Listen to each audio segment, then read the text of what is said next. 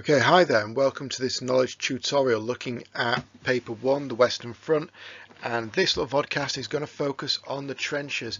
As you can see here, there's a worksheet and I'll find which worksheet it is and I'll make sure it's attached up and linked to the description so we'll get started.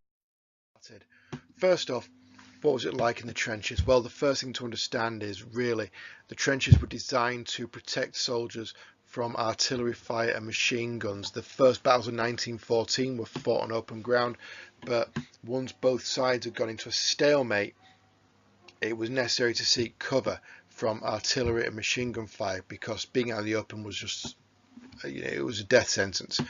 So as you can see here, they're not built in straight lines, they're built in bays, and it's to stop an explosion from carrying on down the line and creating more casualties. So you can imagine if an explosion occurred here where my mouse is moving, the explosion can carry on in as far as a straight line, it can't get around the corner. It also made attacking a trench harder because of all the angles you have to look around, so it favours the defender as well.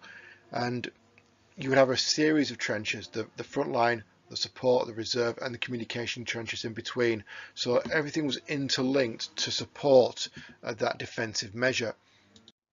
Now here we've got the layout of the trench system. You can see there you've got no man's land with the barbed wire, and here we've got the firing line, the front line trench, and sometimes you'd have an observation post out in the middle.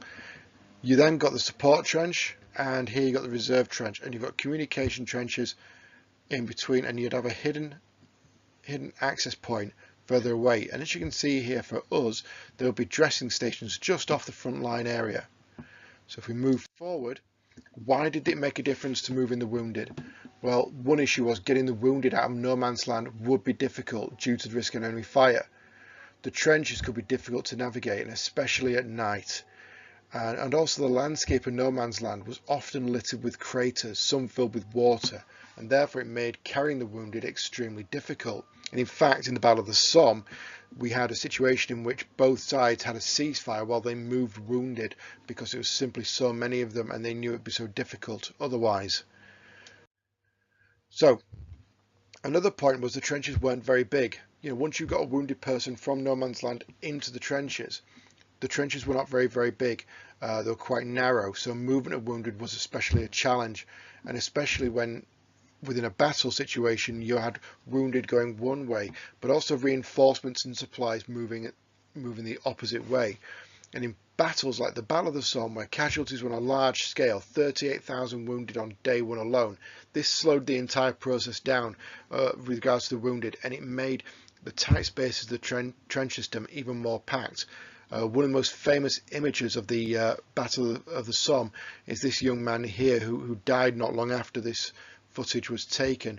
He's been carried by his friend. As you can see, he's been hoisted on his back, kind of piggyback style, but clearly you can see there the cramped conditions that they were facing. So looking at no man's land then, going back to that map, the area between the British and the German trenches was called no man's land. It's the area in front of the firing line, and it's protected by layers of barbed wire to stop an enemy attack from getting in. Wounded soldiers who were stuck here were in a dangerous place because the wounded might not be able to be collected until night time, when movement was typically safer. Within the firing line or the front line trench, this was roughly about where you'd spend 10 to 15% of your time. It all depended upon the weather and the conditions that the soldiers were facing. And like we talked about way before with the bays and the traverses, trenches were not in one long straight line, but there were angled traverses or bays, and the traverses were designed to protect the soldiers. Now, as we said, it made moving around that difficult. And as you can see here, you've got a soldier, his rifle next to him. You notice he's got his gas bag with him at all times, and he's falling asleep on that firing step. And you can look how narrow those conditions were, which means carrying a wounded soldier on a stretcher would be so difficult.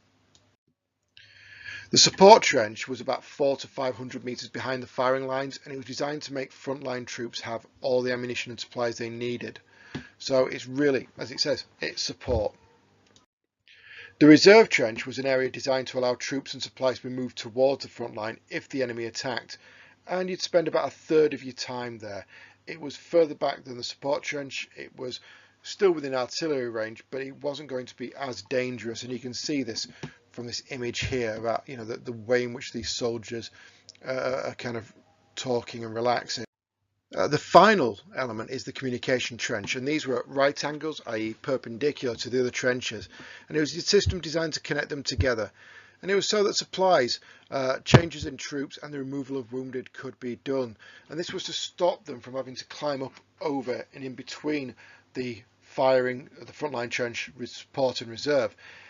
Some of these would have inbuilt fire steps, so these were the steps you would step up to if you wanted to shoot from.